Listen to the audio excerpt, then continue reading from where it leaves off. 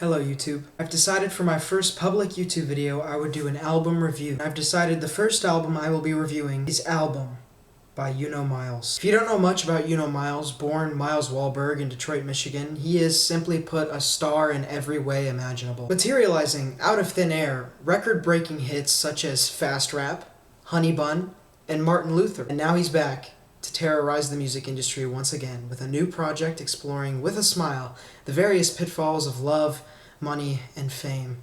Ladies and gentlemen, Album by Yuno Miles. While it is not required, I encourage you to listen to this album in its entirety before my review and support Yuno Miles' musical endeavors, because I am very excited to see where this album takes his career next. We begin with the infectious pop rap intro, That Way, a nod to the Backstreet Boys and possibly Lil Uzi Vert, Miles laying down his signature nasally chanting, "I want it that way, I want it that way," over a children's choir in the background, emphasizing the whimsical and childlike wonder of the album. The song explodes into a beautifully melodic plug-and-be journey through Miles's internal conflicts surrounding his fame and riches. He feels as though this fame is beginning to cause problems in his personal life, everybody seeming to treat him like a human piggy bank or a television screen. Because of this, he adopts a mindset of aloofness and makes this analogy of being in outer space where this negativity cannot reach him. Despite the issues, he doesn't want to go back. He doesn't want it this way. He wants it that way. A beautiful and fitting start to the album, indeed. We then glide into Racetrack, which I personally believe to be the best song on the album. You guys, this song is actually good. I was really surprised. You have to understand, this is Yuno Miles, but it's something about the staticky, bass-heavy 808s laid over the jerk drum pattern that actually sounds very good with Miles' voice. He does something actually very smart too. He knows the repetitive nature of his songs and uses them to his advantage, not making them any longer than they need to be. This track, short and sweet, 1 minute and a half of pure chanted energy. Ironically, the producer tag, Nuke Radio, We Make Your Eardrums Bleed, is one of the least befitting because this song is anything but an eardrum bleed. Let me stop stalling. Racetrack shows Miles in his most vulnerable and longing state, recalling a story of when he met a woman at a racetrack. This woman, to his dismay, moved way too fast for Miles. Eventually, he found himself having to let her go full speed toward her dreams. But not without his reservations, of course. Miles still secretly and cheekily hopes for a slippery snow day when she goes out to race. This effort, however, is proven to be in vain, as we hear the lines from the beginning repeated once again. She going fast on a racetrack. A hauntingly beautiful and relatable track about unrequited love and how pace itself can make or break your heart. And I just gotta say, in terms of production, this is definitely the highlight of the album. Really enjoyed it. We then move on to Hop in the Ride, a rap rock fusion over a guitar-heavy rage beat smothered with reverb and grandiosity. The lyrics, instead of reflecting this grandiosity, refract it, describing worries that Miles has about women's financial and transportational expectations for him. He describes a nameless woman asking him for various means of transportation which he knows he is unable to provide. A jet, a car. In the midst of these musings, he concedes to this woman that he actually does not own a home, signaling to her that it's really not the best time. Whether what he said was true is unimportant. She is pressing too hard. He tells her that in lieu of these things she's asking, he can ride a skateboard and look like Tony Hawk, but this is not enough for her. Finally, he decides to burn the bridge once and for all by saying, "I told her that I ain't got shit, I ain't got no shit." And in the second verse, "I ain't got no fucking money, girl, I'm broke as shit." It's unknown if Miles really likes this girl or is just fibbing about his financial situation so that she will leave him alone. This intentional ambiguity from Miles in this track is what solidifies this concept album as a modern classic. While the instrumental itself is not my personal favorite, to me it feels a little done to death. I still enjoy the content of what Miles has to say. We encounter our first Jersey Club beat on album with Soul Hunt. The bouncy, twinkling sound of the instrumental lends a stark contrast to the darker, vampiric bars referencing Miles's kin to Blade and his affinity for hunting souls. It's unclear whether the soul he is hunting is that of a romantic nature or one of sport. Is he looking to nourish his own heart or drive a stake into the heart of another? Again, the ambiguity in his lyrics gives way to a rich world of dissection and mystery. I invite you, the viewer, to assist me in parsing the meaning in this song, chiefly because I have not seen Blade. The song largely relies on references to Blade. Having not seen Blade though, my best interpretation of this song is to view it as a meditation on his own savior complexes. Miles is conflicted between whether to call himself a hero or a villain in his romantic pursuits. He wants to be the shoulder to cry on, the knight in shining armor for the damsel in distress, just as much as he feels the pressure to be the bad guy, the Bowser to her Peach, the taker rather than the savior. Then comes a very interesting moment in the album with Need That, a song that is, in many respects, just like Soul Hunt. Need That exhibits the second Jersey Club beat in a row over which Miles lays down bars about love and money. He laments over how his romantic partners cross boundaries through expression of their supposed need for consumer products rather than real love and affection. Though he enjoys the security he finds in love due to his money, with women almost being guaranteed to come back to him, he is conflicted about their real intentions. The interesting part, though, is that the delivery of these bars is remarkably similar to his flow on Soul Hunt. These two Jersey Club songs are similar in tempo as well, so my instinct is either to wonder whether this was on purpose or if Miles has unintentionally shoehorned himself into a stricter sort of flow on Jersey Club beats. Regardless, there are moments on this song I do love, like when background vocals flood in as Miles hypnotically chants Rex, Rex, Rex, Rex, Rex, Rex. This next song... Okay. This is, Oh. It's another Jersey Club beat. Okay, I can work with this. Dance Dance, yet another Jersey Club song to grace your ears with its presence, is a happy-sounding song with darker lyrics, drawing inspiration from bands like Outkast and Foster the People.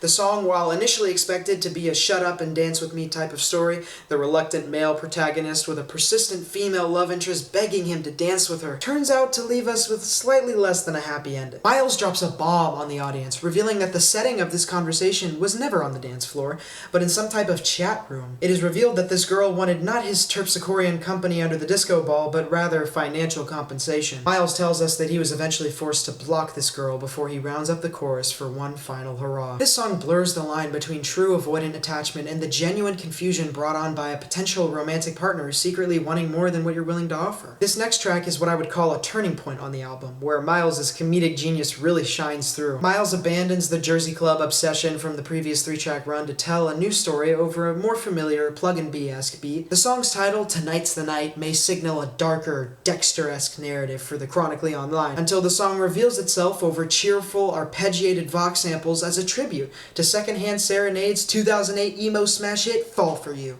And if you didn't start laughing when you heard the chorus of this song at the beginning, I honestly don't know how you made it this far into the album. And I say that because this is really the track that serves as a litmus test for your sense of humor about the project. It is maybe the first song on the album that truly reeks of palpable, undeniable unseriousness, and even then, some genuine musings on Miles' own life still manage to shine through. The verses on this song blend themes from previous tracks, serving you a sample platter balancing act of romantic infatuation, desire for financial security, and more avoidance. This time brought on by the idea that the nights when he is not with his romantic partner are actually the nights in which they grow the closest. Miles wants this woman, yes, but doesn't want her to sacrifice the time it takes to miss her presence. He wants to appreciate her more in the moments in which it matters. And all of this is capped off with the same hilarious chorus repeated once again. The next track, Hedda, is different from its predecessor in that it makes you laugh before Miles even starts rapping. Undeniably the most humorous instrumental on the project so far. You might even recognize on second listen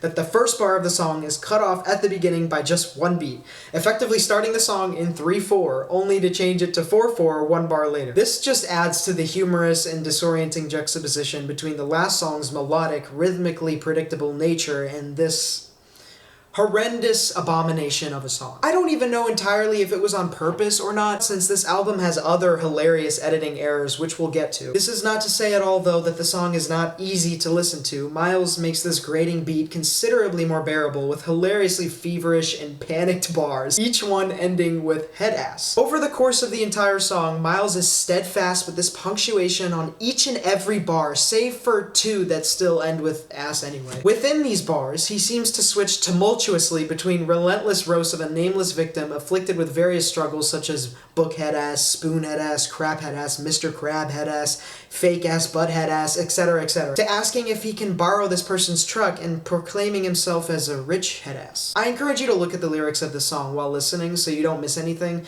because this track is one of the most lyrically dense on the LP. Moving on to Push-Ups, a clear tribute to the West Coast hip-hop scene and producers like Mustard. This track, whose inspiration I heard most in this song, is Kendrick Lamar's Hey Now off his 2024 record GNX. The bouncy rhythm combined with rolling 808s, spilling and tumbling over each other in time complements Miles' slightly offbeat delivery on the hook. The inspiration doesn't stop at the beat though, taking into account the bars on this track and their considerable uptick in braggadocio. Miles, after describing his usual morning routine, I woke up today and I start doing push-ups, up, down, up, down, up, down, up, then declares loudly and proudly, "I'm buff!" before going into detail about how his new habits and physique make him feel. He comments on how his newer, larger muscles are changing the way he walks, talks, and carries himself, showing us how physical change can sometimes aid in one's confidence. Of course, with this newfound strength, Miles feels the need to get his looks in by telling a nameless victim, "I'm buff, you skinny, stay away from me, you're not even buff." It is clear that this strength he has found must be balanced with humility, that this is what physically privileged people must learn to do, that when power goes unchecked,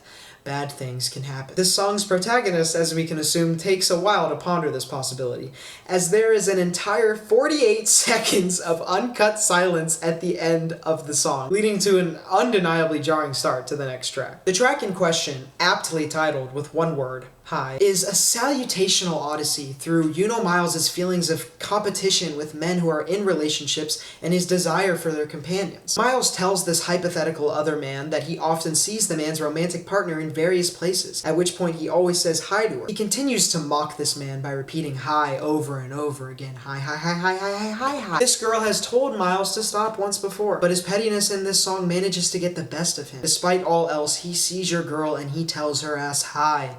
Hi, hi, hi, hi, hi, hi. And despite the term Captain Save-A-Ho being seen as a pejorative for a man who tries too hard for a woman's attention by means of white knighting, Miles reclaims the term and wears it with a badge of honor, rejecting the idea that women don't have the agency to pick him for who he is. Could this be the first feminist text in the meme rap scene? Only time will tell. Speaking of time, at the time of recording, Yuno Miles' height is still a topic of debate. That is to say, there is no reliable information about his height publicly available to us, making this next song, 6'2", all the more cryptic. Since we do not know if Miles is 6'2" himself, we are left with one of two assumptions. This song could be interpreted as either a genuine criticism on men who are 6'2" and above, or a satirical commentary on shorter men trivializing tall men's struggles. The song asks tall men to evaluate their position in life against their height, asking questions like, how you ain't got no bitches and you 6'2", how you ain't got no job and you 6'2". The song then continues to mock tall people in, quite honestly, the most interesting ways possible, sprinkling in scathing social commentary like, people fucked up and they 5'1". I'd be mad as fuck if I was 5'1", but that's how them people acting at 6'2". I then learned after writing this script that Fantano interviewed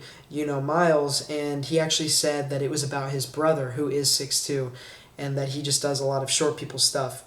So, mystery solved on that one. But speaking of 6'2", featured on this next song, Bobo's Chicken, is none other than the internet's baldest music nerd, the 6'1" Anthony Fantano, credited only as Fantano on the song, which is not a bad artist name for him. Among the many artists that Fantano has seemed to develop a professional relationship with, Yuno Miles is the only one that has collaborated with him on not one, but two songs. The second of which being the aforementioned Bobo's Chicken, and the first being the hit single, Take Me Back. Bobo's Chicken itself is my personal favorite of the two. The recipe for a good song made by this particular combination of people is never to take its creation or consumption too seriously, which is the case with the lion's share of this album, but specifically a music reviewer being on the album provided for Fantano an interesting conflict of interest that he could only respond to with none other than a rating of 0 for album by Yuno Miles. A disappointment indeed, but since Fantano had to be taken out of the ring for an accurate review about this album, I wanted to speak to some of the album's virtues, though occasionally shrouded in some of the worst objective musical decisions one can make. So essentially this song was my inspiration to make this review. Oh yeah, and the actual song, the song is hilarious. That's just really all there is to say. On to the next one.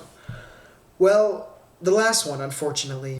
We end this album with one final chuckle at the absolutely ridiculous beginning to the last song, Scooby-Doo. A warbled, out-of-tune rendition of John Cena's WWE theme bleats from the horns in a fashion that would lead you to believe the band members are being strangled. For some reason, the Taco Bell bong is repeated every 4 beats, while Miles overexcitedly vomits nonsensical bars about the titular character from Scooby-Doo, likening himself to Scooby-Doo, as well as clarifying that he is not Shaggy. This, coupled with bars about the mystery van and Scooby Snacks, are the only actual Scooby-Doo related bars in the song. What you doing?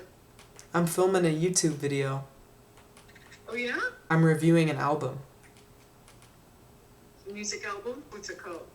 It's called Album. The guy who made it, Yuno Miles, said it took him 6 months to come up with it. 6 months to a year, I think. To come up with the album or the name? Album? The name, just the name. That's kind of funny. Mm-hmm. He's a funny guy. You know, it reminds me of...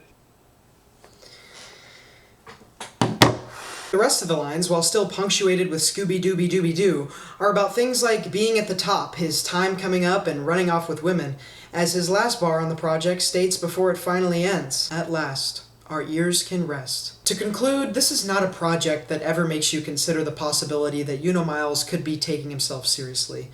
There are moments of genuine musical accomplishment, which are then undercut by purposefully asinine lyrics, flows, vocal styles, and deliveries.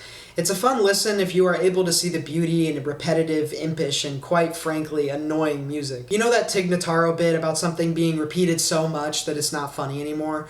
But by pure dedication to the bit from the performer, the laughs and cheers come back even stronger. That's Album. And that's why I'll be giving Album a 10. Thank you for watching.